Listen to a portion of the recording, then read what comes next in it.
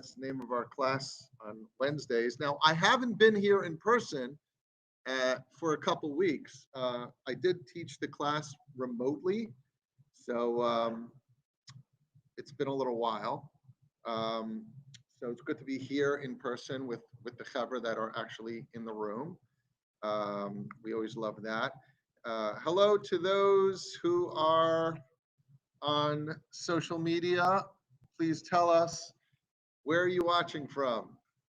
Where are you? What is the weather? We need details, people. We need details. Okay, I see we're on Instagram. Hello to Instagram people. We are on YouTube Live. We are on WhatsApp. No, not WhatsApp, Zoom. Yeah. So I'm watching from Georgia in the United States. Very cool. Who else is watching? Where are you watching from? We need to know where our people are at, guys. Come on. From New York, look at this. From Indonesia. From we already have all the questions. Is it permissible to trim your payas? YouTube is, they're at it. Arkansas, Shabbat Shalom. Ontario, Pennsylvania, Pittsburgh, freezing from Pittsburgh, NYC. Look at this. We got people from all over the place. And Barney, our Cohen just walked into the room. Hello, Cohen. How are you? Barney, did you leave? Barney, I left the door open with it. The security is not so good right now. I left the door open. Yeah, so if anyone saw the picture I put online of our synagogue, the doors were taken off. Our building was built in 1930. So the doors are like 95 years old. They might be even earlier, because it took 2 years to build this thing. And there's like these gorgeous doors that were taken down and they're being rebuilt. So right now the front of the shul is boarded up. It says use side door. If anyone's coming to visit us in person, use the side door. Someone wants to know, when's the next synagogue meeting? Well, every Shabbat we're here. All right. Of course, we got some haters, some anti-Semitics on the screen here, being disrespectful, of course. I'm going to report this. I'm going to block this person. Just to Instagram, and then I could block them so they can't, they can't join us anymore. Yeah, that's it. Yeah, what's the question? How do they find? I'm live on all the different platforms right now, so so people could see us. Now, a lot of the people are here to learn. A lot of people are very grateful for the content, but some of the people are what we'd like to call nudniks. Okay, so here's the question that was asked when we started off the class. Before the class. The question is, what is your favorite of the 10 Commandments? And I was surprised that was a question, because I never thought about that. So that's the question. Are we supposed to have our favorite, a favorite of the 10 Commandments? Is that a thing? You're just saying, you say all of them, right? Okay. Well, do you mind telling the crew what your thoughts are?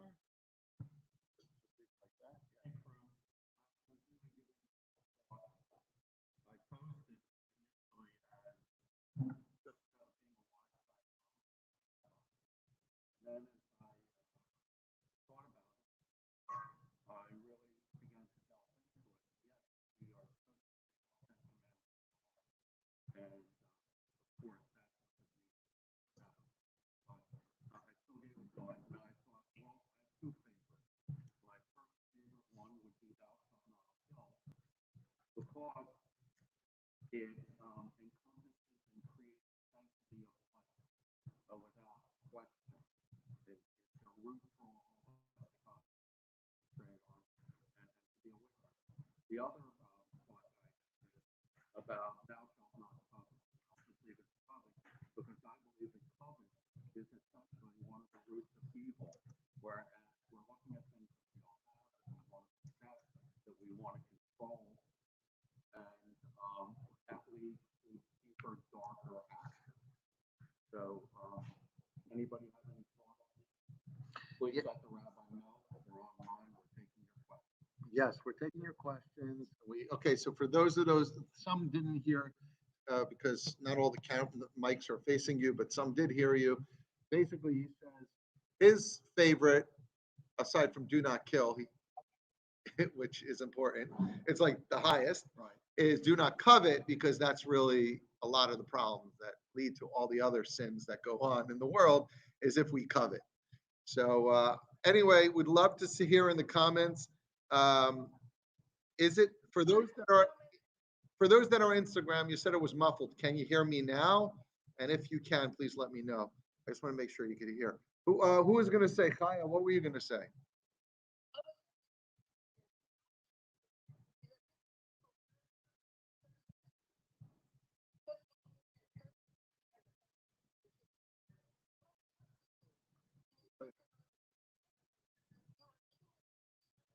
Oh, very interesting. So, so your comment is, "Thou shalt not kill" is not only literal; it's all the things that kill that aren't direct murder. But when you speak gossip, you could destroy someone. Yeah, I mean, that's a great example. So those that are, we can hear you because you're facing the mic. Okay, got it. Okay, got it. Thanks, guys. All right, so put in the comment if you had to choose one of the 10 commandments as your favorite, what would you say is the most important to hear from you? All right. Don't worship idols, right? That's ultimately means don't like worship your own ego, which is the biggest problem in this world. That's another thing, right? If my ego is my own idol and I'll do anything to satisfy my wants, it could lead to a lot of problems.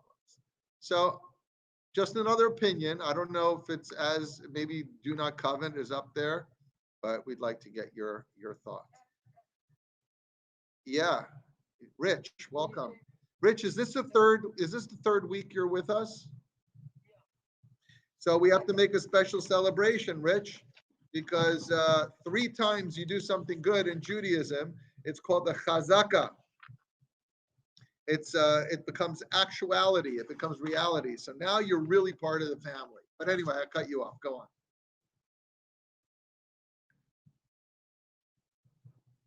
Are you there? Did I lose you? Yeah.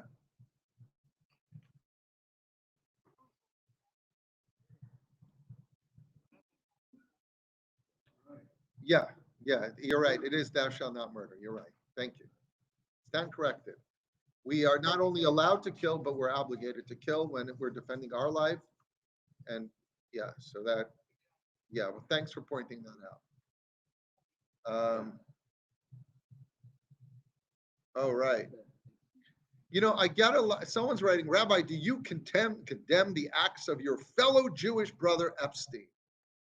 It's so funny. I get the most ridiculous comments on my videos, and like someone was like, all these people were writing, and what do you have to say today about Epstein? Like, first of all, my content is normally made like a week or a month in advance, and I don't even know what's posting today. That's first of all, but like, what does that request mean? When you say, Rabbi, what is your comment on Epstein? Do I have to comment? Do I have to comment on Epstein? The guy was a monster. He was a criminal. He got what he deserved. It's an absolute embarrassment that he was Jewish. It has nothing to do with the Jewish people. Jewish people have made big impacts in the world, most in a very good, beautiful way. Unfortunately, some in a big, terrible way. I don't. The fact that you're asking me to comment is offensive to me because there is nothing to be added. It's a complete embarrassment. But the fact that you asked this question means that you are insinuating that me or other Jewish people are complicit in this kind of filth, and that is ridiculous, and it's not even worth responding to. But I just did. Okay. Yeah, but I just did. Yes. Yeah. Well, it's if I have to say something, that's what I'm going to say. Well, someone says, Rabbi, where are you from? A Chabad rabbi in Atlantic City, New Jersey. Some other questions I can't take right now, but if you stick around at the end, I might take questions. Uh, someone wrote, okay, I'm not even going to say what that person wrote. I'll see you. Okay, let's jump into it. I can't respond to every accusation. If I responded to every accusation on my account, we would never study any Torah. I'll tell you that much. So let's get into it. This is one of the most important Torah portions of the week, of the year, of the year. It's the Torah portion of Yisro. We read the 10 Commandments in this week's Torah portion. And yes, and many of the commandments are things that Epstein and his co-conspirators or henchmen are guilty of. And so, yes, let's get into it. What I'm going to do is do something that's very difficult for me to do. And that is, I'm going to try to read an overview of this week's Torah portion without stopping because my ADHD mind wants to tell you all the beautiful gems that I think along the way. So I'm going to just talk and then we're going to don't let me get off track. It's your responsibility to not let me get off track. All right, here we go. It starts off, Moshe's father-in-law, his name is Jethro. He hears of the miracles that God performed for the Jewish people in Egypt. He hears about the downfall of the Egyptians. He comes from Midian, where he's a priest, and he comes to join the Israelite camp, and he brings along with him Moshe's wife and children. They were not in Egypt. Actually, when he was leaving to Egypt, he was about to bring his kids. He met Aaron, his brother. He says, what, you're bringing more Jewish people to Egypt right now? Keep them out of here. They're all slaves. We're trying to get people out of Egypt, not into Egypt. Okay. So now Jethro, Moshe's father-in-law, comes, and what he does is what every good father-in-law does. He gives advice to his son-in-law. He says, you're running a nice operation over here. There's about 600,000 Jewish people. No, that's men between 20 and 60. So there's about 3 million Jewish people out in the desert, and they all want your counsel, and they all want your wisdom and your teaching. And Moshe was from the morning to the night teaching Torah and answering people's questions. And Yisro says, this is not, you're going to burn out. You're not going to help the people. You have to create hierarchies of judges, thousands, hundreds, tens, and basically the very hard questions go to you. The almost hard questions go to the next level of judges. And then on the lowest level, if someone has a basic question, which side of the door do you put a mezuzah up? Does anyone know that answer? Put it in the comments. Let's see how many people know the answer right now. Put it on you right now. Which side of the door do you put the mezuzah up? Let's see if anyone answers. That's easy. We're going to have, lower level judges to answer those questions. The bottom line is Moshe does something amazing. Someone wrote right. Someone wrote right. Someone wrote right. Okay, the answers came in. Good job, everyone. On Instagram, Jill, good job. Right. Murray, right. Okay. So, and Moshe listens, and he sets up the system where he doesn't have to be the judge and the advisor and the therapist and the rabbi and the social worker and the motivational speaker. For everyone, he divided it up. So that was the beginning. By the way, it's not a synopsis. I went into detail. You can't let me go into detail. Moving right along. So the children of Israel camped opposite Mount Sinai, where they were told by God that God chose them to be his kingdom of priests, a holy nation. By the way, the Torah uses the word Go Kadosh, Goy Kadosh, which means a holy nation. Goy means nation. Surprise, surprise. All these messages about Jewish people look down at goyim, and goyim is a bad word. No, it's not. We are called goyim. We are goy kadosh, as we read in this week's Torah portion. The Jewish people, God says to the Jewish people, "Do you want the Torah?" And the Jewish people said the famous words, "Na'aseh and Ishma," we will do it, then we will understand it. Yeah, the joke is, how much does it cost? He says it's free. He said it would take two tablets. Oh, it would take 10 commandments, right? Or 613. All right. Moving right along, on the 6th day of the 3rd month of Sivan, 7 weeks after the Exodus, the entire nation of Israel assembles at the foot of the mountain for the giving of the Torah. God descends on the mountain amidst the thunder and lightning, billows of smoke, and blasts of the shofar, and he summons Moshe to ascend. God proclaims the 10 commandments, commanding the people of Israel to believe in God, not to worship in idols or take God's name in vain, to keep the Shabbos, to honor your parents, do not murder, do not commit adultery, do not steal, do not bear false witness, do not covet. All right, we just spoke about do not covet. The people cry out to Moshe that the revelation is too intense for them to bear, begging him to receive the Torah from God and convey it to them. So the Medrash says that God actually spoke the 10 commandments to the Jewish people, and it was such a great revelation that they OD'd, they overdosed on godliness, on holiness. They couldn't handle it. Their souls left their body. So, trivia question. When was a time that every Jew died in a split second and then was resurrected? The answer is when God gave the Torah on Mount Sinai and he said, "I am the Lord your God." It was such a great revelation, people couldn't handle it. The Medrash says their souls left their bodies and they were resurrected by Moshe. And actually, this happens the first time, the second time, the third time. The Jewish people say, "Moshe, this is really great listening to God and all. However, it's a little too much. How about God should say it to you and you say it to us?" Okay.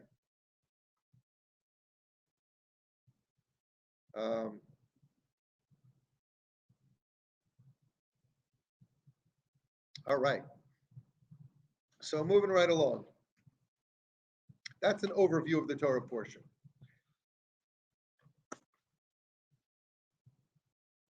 What makes Judaism different than every other religion in the world?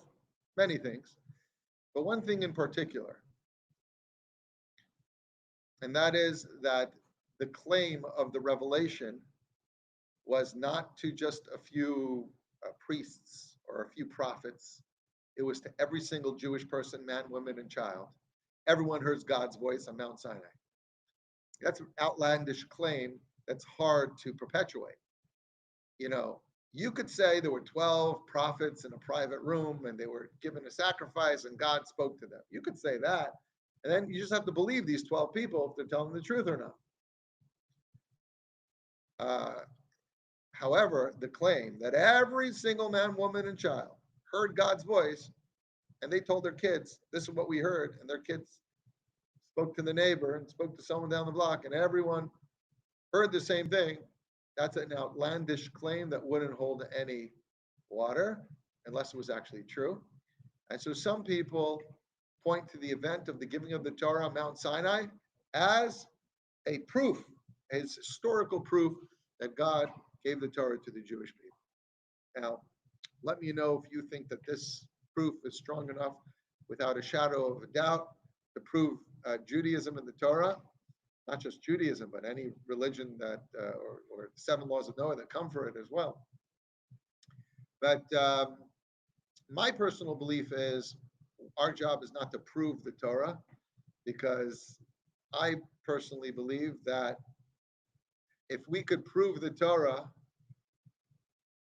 we wouldn't have free will. So God sort of keeps things in a mysterious way for us. Yeah, at the end of the day, I mean, look, if you have a speeding camera with a big sign, speeding camera, no one's going to speed, right? So is there really a value in the people who are not speeding? Well, yeah, it's safer, but do they really get credit? Not necessarily, because they just don't want a ticket.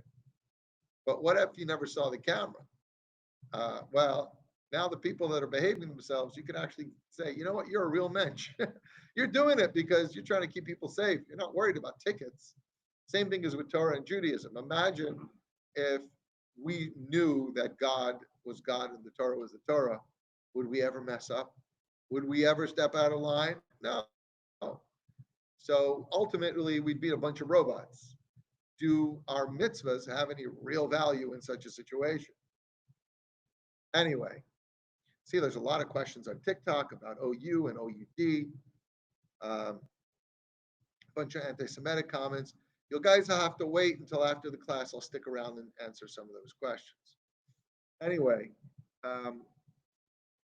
so let's start from the beginning of the Torah portion.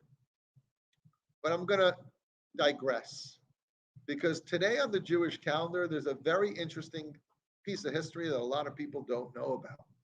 Today is actually Purim of Saragossa. Did you know that? Okay, what's that? That's a great question. Apparently, in Aragon, Spain, the capital city is Saragossa. The king at that time was benevolent to the Jewish people. Once a year, he would make a parade. It would normally happen around February time, January, and he'd go through his kingdom.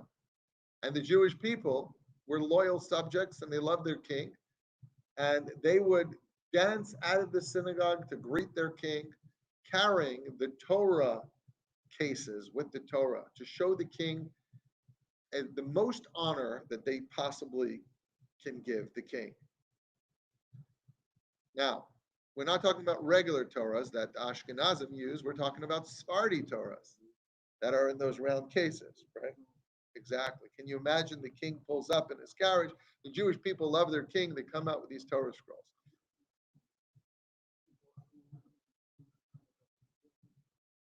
I'll have to look that up. I don't know. The story is it was the year 1380 under the king Peter IV of Aragon, and some of the rabbis in the community brought a real halachic question, and that was, are you allowed to take the Torahs out of the Holy Ark, not to read the Torah, but to dance in front of a human being? And halachically, it became questionable if this is the right thing to do. So they decided we still love our king, but we want to respect the Torah because we don't bring the Torah out to a human being, anyone, for no reason. So they said, you know what, we're going to take the Torah cases out. Without the Torahs, no one's going to know it'll be okay. Fine. And for a few years, that's what they did. Story goes that the king, like many kings in those days, had a jealous advisor. His name was Marcus. And he didn't like the Jewish people. He was an anti-Semite, just like so many people that are on my TikTok right now writing disgusting things about Israel and Jewish people. Listen to this story carefully, because this is what happens to you eventually. So Mr. Marcus comes to the king and says, these Jewish people, they are not loyal to you. They're all scattered around the country. And in fact, this whole Torah shenanigan is not real. He found out, he got the information that the cases were empty. And he said, if you don't believe me that the Jews are mocking you, check the Torah cases. And the king said, listen, they're good people, they're good citizens, I don't want to get rid of them. He says, yeah, check the case and see if there's really a Torah there. Then you'll know that they don't really respect you at all. They're mocking you. Well, the king said, you know what, when we go by the synagogue, I'll let you jump out and demand the cases are open. And if what you're saying is true, I'll listen to you and we'll ban the Jewish people from Aragon. All right.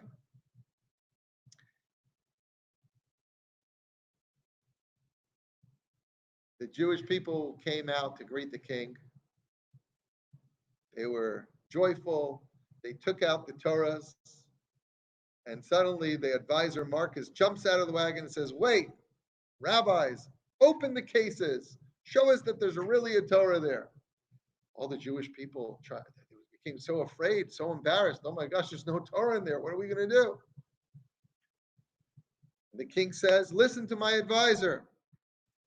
The Jewish people open the case, thinking it's going to be the end. And guess what? The Torahs were in the case. What happened?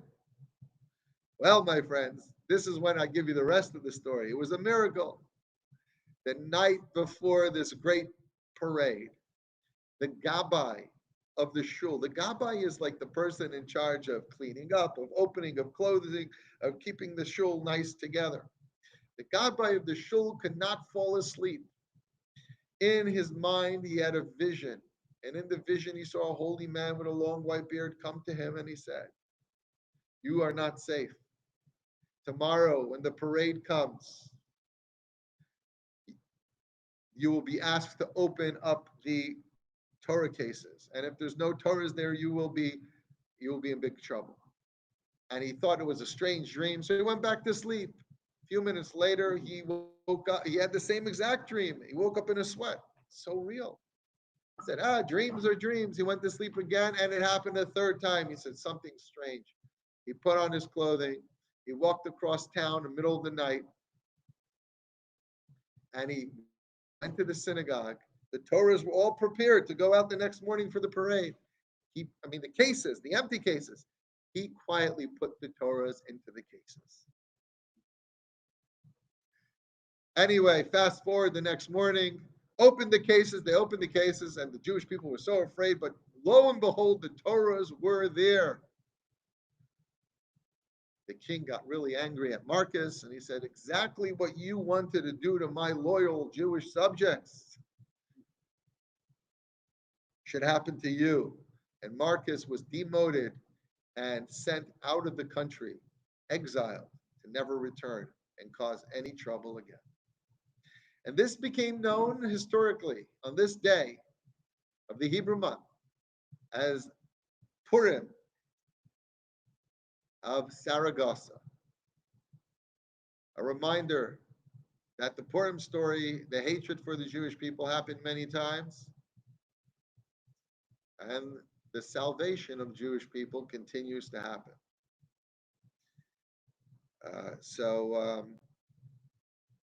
Some say it didn't happen in 1380. They say it happened in 1420 under Alfonso V of Aragon. So there's a machlokes what year it happened, but it happened on this day, we know for sure. And it was another interesting story, which another plot was foiled. So, yeah. Do we dress up like Marcus and dance? That's funny. No, it was a small localized Purim, I guess, because it really only threatened people in Spain at that time. Obviously, they had no idea that 100 years later, all Jews would be the Spanish Inquisition, and all Jews would be exiled. All right, back to the Parsha. That was a little off the topic.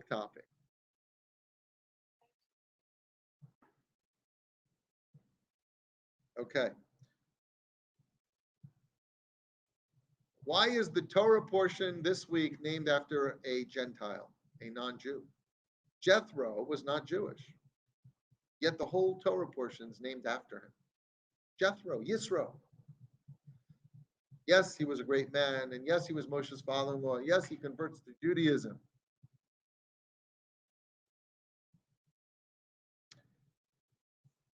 The sages explain to highlight that the Torah and the Ten Commandments is not only for Jewish people, it is for all of humanity. It is a moral code for all of humanity. Today, many of the major religions in the world are inspired by the Torah, and there's still many people who don't follow these basic morals and values. The 7 laws of Noah for non-Jewish people, 613 mitzvot for Jewish people, for a more moral, healthy, peaceful world. The name of the Torah portion is Yisro, to remind us that the Torah's message is for all mankind.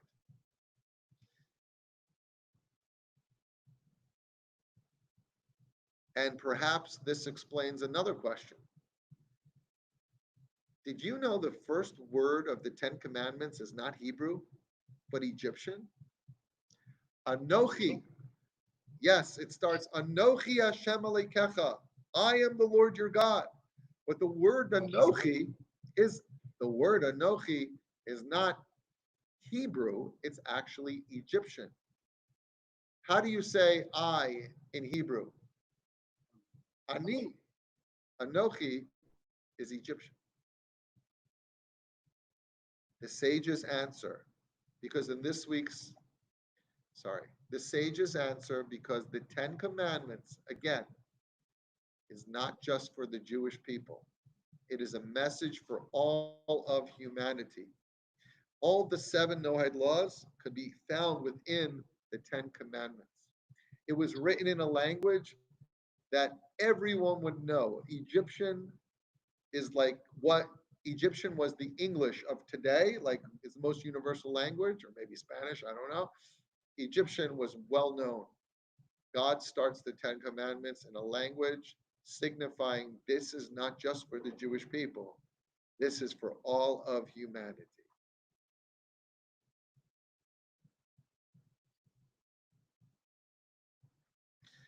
Yisro shows up, joins the Jewish people, and after he hears the story of Exodus, he tells his son-in-law Moshe, now I know that Hashem is greater than all other gods. What does this mean? Our sages tell us that Yisro was known as the Kohen, the priest of Midian. He was an expert in every religion and every kind of idolatry in the world. He tried it all. He was a true seeker. Some of you who follow me online, I know you're true seekers. You're searching for your soul. You're searching for truth. I get the most amazing questions from you. Yisro was a seeker. He tried it all. He tried this idol worship, that idol worship, this religion, that religion. And while some of them gave him some meaning, he didn't feel complete. But when he came to join the Jewish people in the desert, and eventually he converts to Judaism, he says, now I know that God, Hashem, is greater than all other gods. He wasn't just saying it. He actually knew because he actually tried every other religion.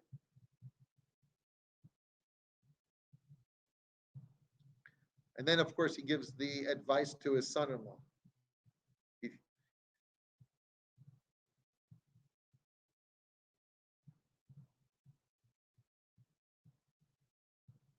In-law problems. Why do father and mother-in-laws always have to give advice to their son and daughter-in-laws? This week's Parsha, Yisro sees Moshe working really hard, judging all the Jewish people himself. He says, you need helpers, you need other judges, other rabbis. And guess what? Moshe listens.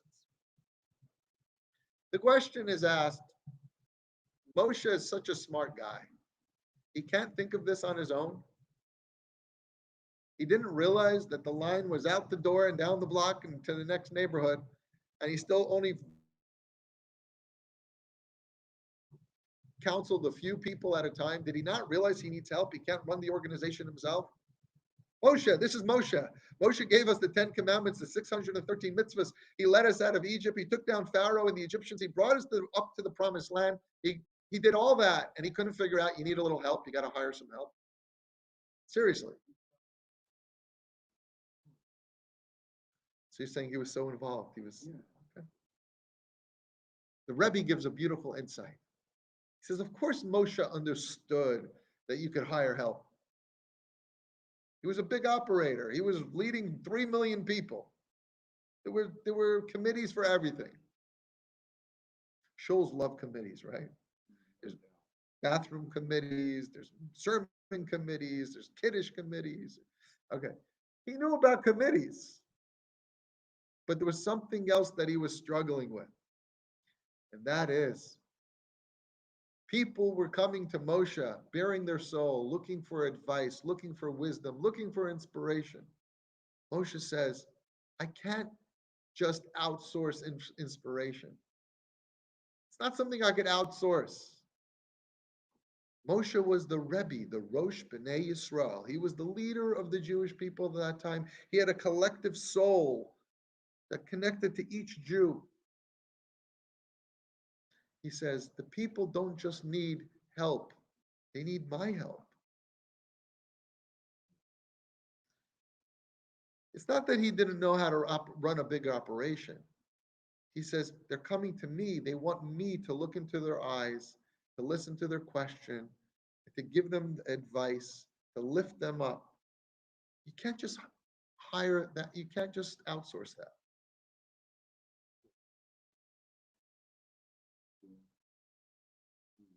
He was the tzaddik. He was Moshe, right? He was Moshe. So Yisro's advice to his father-in-law was much deeper. He wasn't just saying outsource help. He was saying something much deeper. He was saying, Moshe, you have to take the holiness that you have and imbue it in other people. You have to make other people into mini Moshes, all different spectrums, all different levels. This advice, this Devar Torah is from the Lubavitcher Rebbe, who actually operated in a very interesting way. Most Hasidic dynasties, and they're all beautiful. The Rebbe sits in the front, everyone sits in the room, you watch the Rebbe, you listen to the Rebbe, you feel the holiness, you feel the sincerity, you feel the beauty, and you're inspired. The Rebbe did something else. He says, I don't want any followers. He says, I want to create leaders. And he took every schlepper, including myself, that was in 770, and he looked them in the eye, and he says, I want you to be a mini Rebbe. I want you to go out, and the same love that I give you give it to someone else. And actually, in Kabbalah, there's a concept called a Rebbe, a Rosh B'nai Yisrael, is a collective soul. We're all connected to the Rebbe, the Moshe of our generation.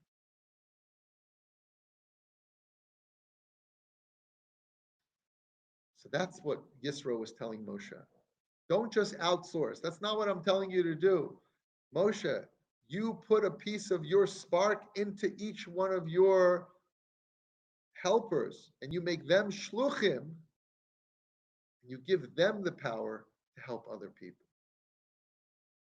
And if they stay connected to you, the people they inspire will be connected to you as well. And that was the concept of shlichus.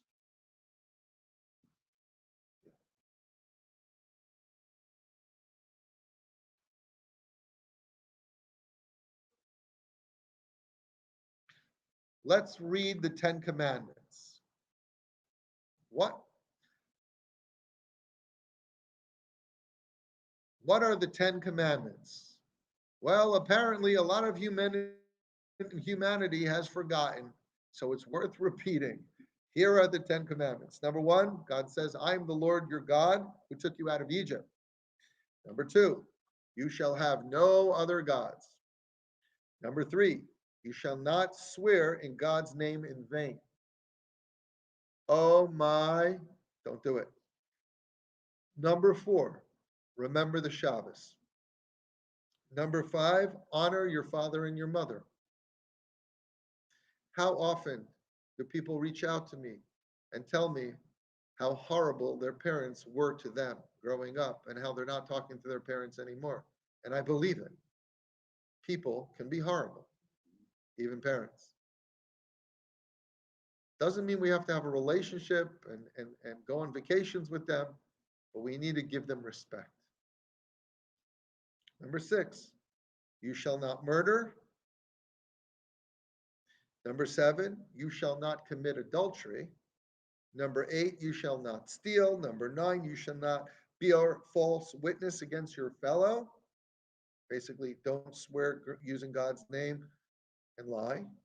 And finally, you should not covet your fellow's house, your fellow's wife, or anything that belongs to your fellow.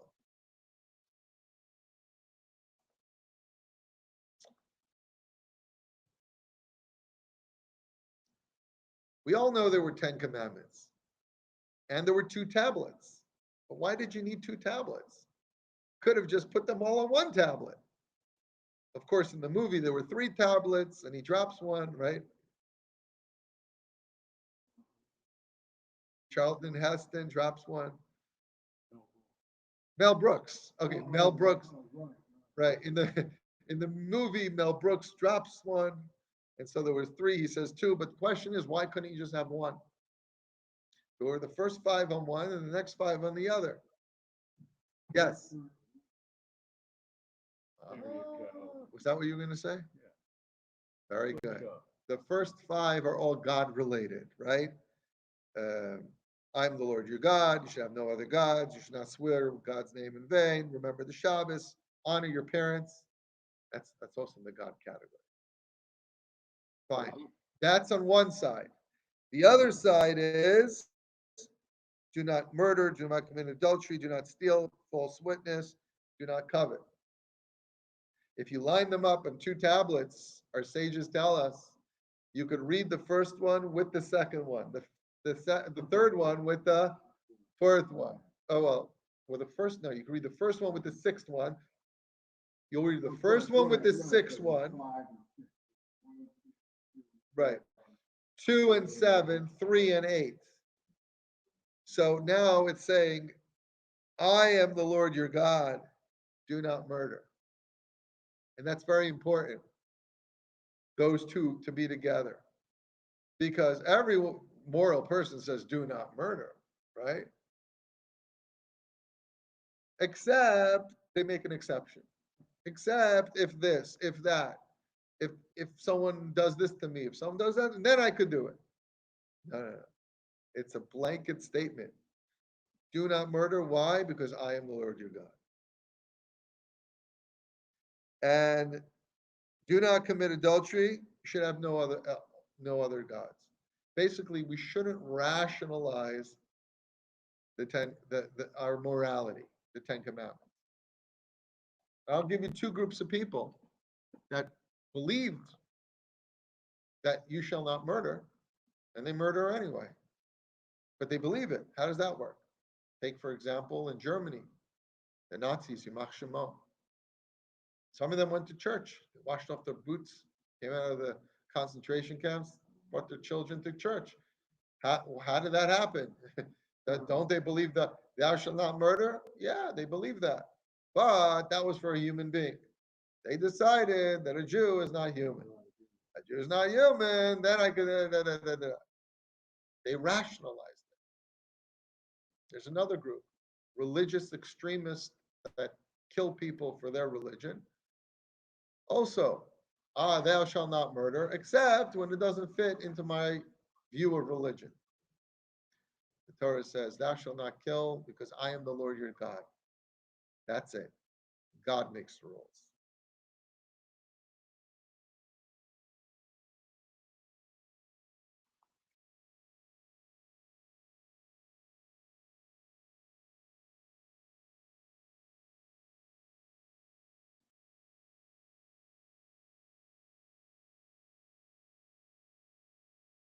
And it's actually funny that many times you'll have a person violating the Ten Commandments and they'll pray to God that they should be successful. Can you imagine?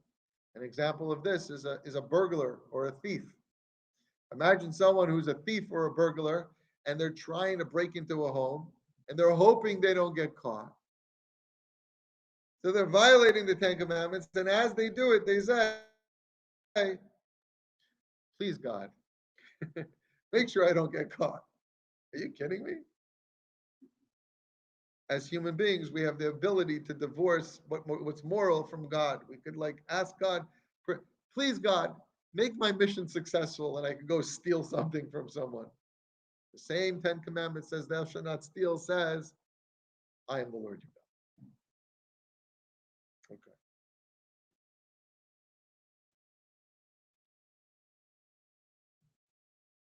There's another interesting medrash that says the soul of every Jewish person was at Sinai. That's why there's a great website. This is not an advertisement. They're not paying me for this, but there's actually a dating website called Saw You at Sinai. You ever see that? But that's why it's called that, because we believe that every Jewish person was at Sinai. Not only that, but every convert that would ever be, their soul, whether they know about it or not, was at Sinai when the Ten Commandments were given. Something happened at Sinai that never happened before and never happened again. When God gave the Ten Commandments, something happened that never happened before and never happened again. Hopefully it'll happen soon. And that is, the Jewish people stood under the mountain, and it says, Vayichan Sham. It's supposed to read, and they camped, but the actual translation is, and he camped. Singular. Is it a mistake in the Torah? So the answer is no, it's referring to the Jewish people. The Jewish people camped, and for the first time ever, they were like one human being, one man with one heart. There was no fighting. There was no left and there was no right. There was no conservative, reform, and Orthodox, and Hasidic, and Reconstructionist. There was no pro-immigration and anti-immigration. There was no pro-global warming and anti-global warming, or whatever the different fractions of people are. At that moment, there was a sense of brotherhood and sisterhood. They were ready to receive the Torah. You know why? Because they reflect the true reality of humanity. We are all one. All of humanity is one because we all have a spark of God, of one God. We get so carried away with our differences, and we fight and we argue, and it's really a shame because it's a lie. It's not the truth. The truth is, Vayichan Sham, they camped. He camped. He camped. We are all one. That's why when we recite the Shema, we cover our eyes and we say, Hear, O Israel, the Lord our God, the Lord is one. We're not just talking about God, we're talking about us. We are all one. If we really knew that we were one, we would spend less time harming each other and more time helping each other.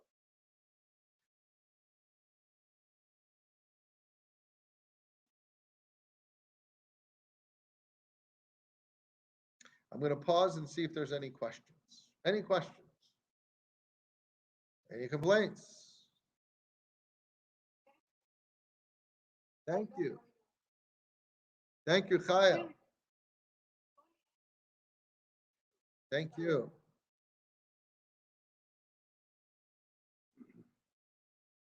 Chaya, how's the Iranian people doing?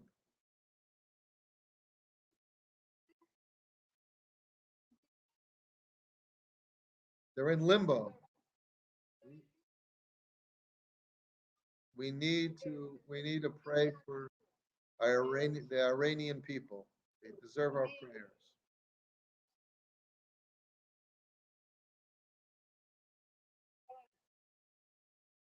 Someone asks, are the 10 commandments? I'm sorry, Chaya? They need our prayers. I have written 4 paragraphs. Would you please read them and give me your opinion? I would be grateful. I'm not sure. Jill asks, are the 10 commandments more important than 613 mitzvahs? So that's a very good question. I believe all the Torah is equally important. In some way or another, the 10 commandments encapsulate all 613. And obviously, the fact that they're singled out does make them more serious, but in other ways, they actually encapsulate all of the Torah.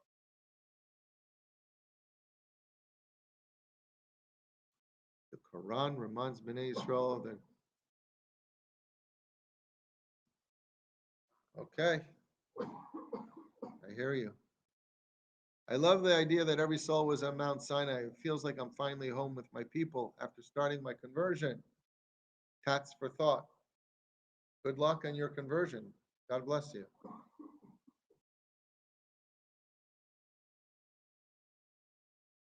Iranian people are doing fine. Stop destroying Muslim countries. What universe do you live in? Tens of thousands of people were murdered in the street.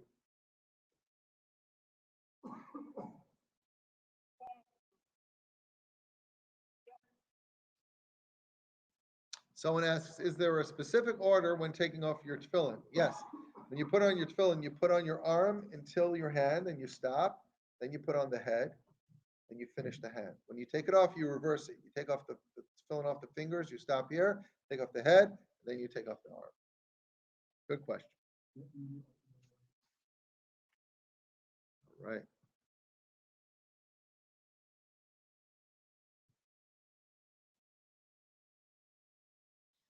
All right, my friends, God willing, I will, the formal part of our class is over. God willing, I will see you next Wednesday night, 7:30. May Hashem keep you all healthy and blessed and happy and secure. And God willing, Lila Tov, we'll see you soon. All right? Thank you. Bye-bye.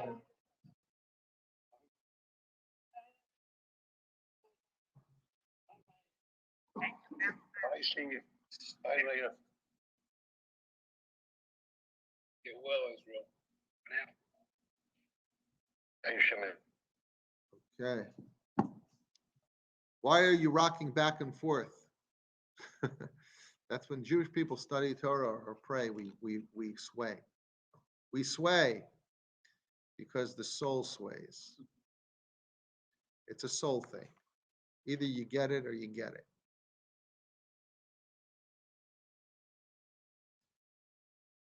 Thank you. I'm glad you appreciated it.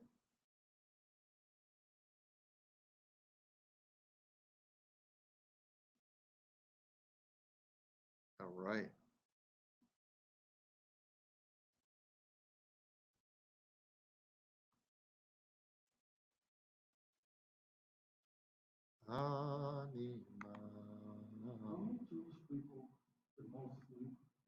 Sorry, guys, I didn't answer some of your questions. I apologize. I didn't see them all.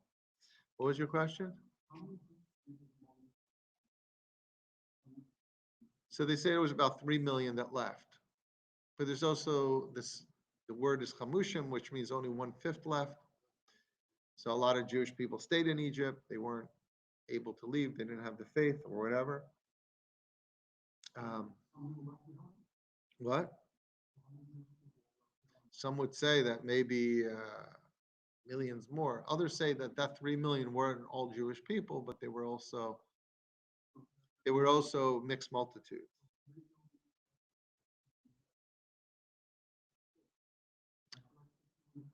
It's very hard. Like there would be some. Well, again, the 3 million that left, we're not sure if they were mixed multitudes or they were all really Jewish. Well, the Torah says they were mixed multitudes.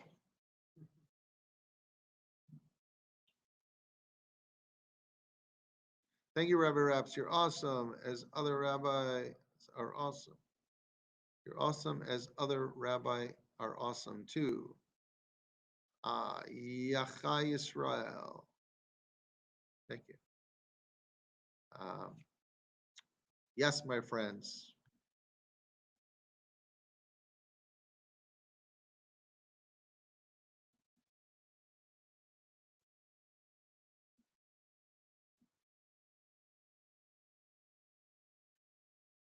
Okay.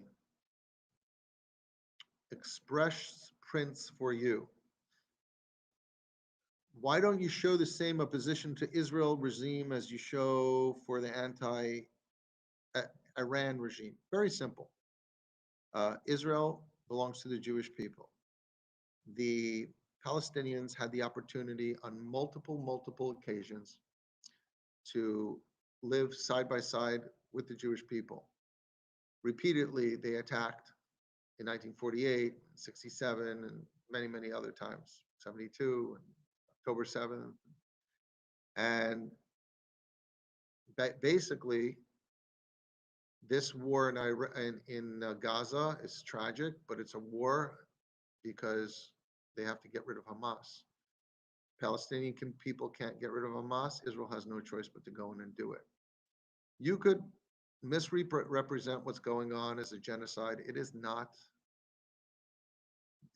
The Iranian, the amount of civilians that were killed, and it's tragic. Anyone should get killed.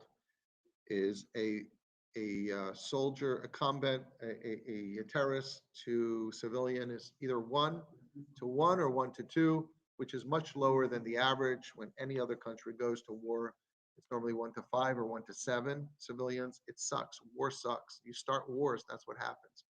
You're not critical against America. You're not critical against England or any other country that goes to war to protect their people, only to Israel. So that is a legitimate war to dismantle Hamas. It is not the genocide you want it to be.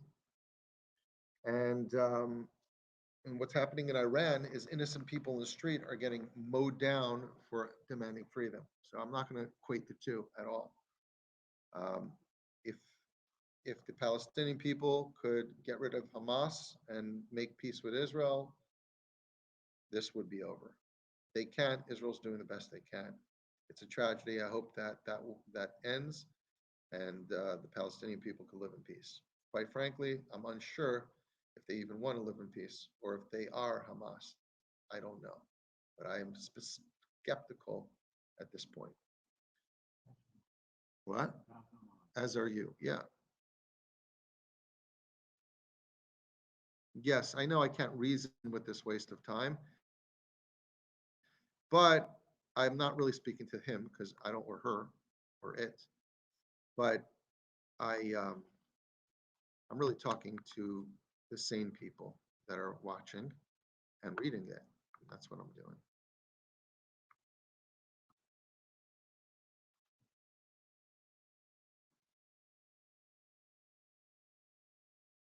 Rabbi, why don't women wear tefillin?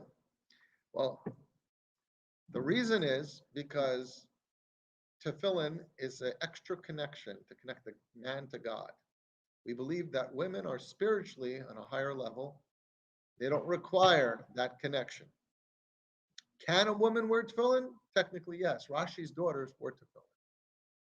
But most of the women that I know that want to put on tefillin, they're not necessarily interested in keeping Shabbos and keeping kosher and keeping Taras HaMishpacha and praying what they're supposed to pray. And all they want to do is wear tefillin because they think that they can't and they want to make it equal, blah, blah, blah.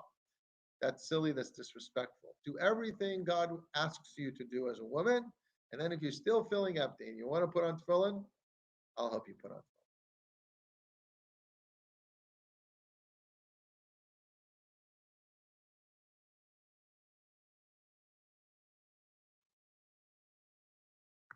Okay.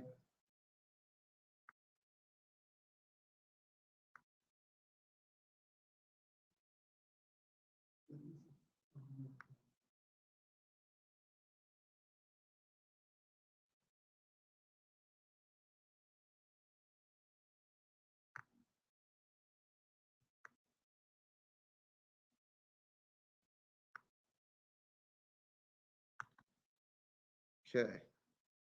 I finally blocked. Rabbi, I'm Persian. I've studied all the religions.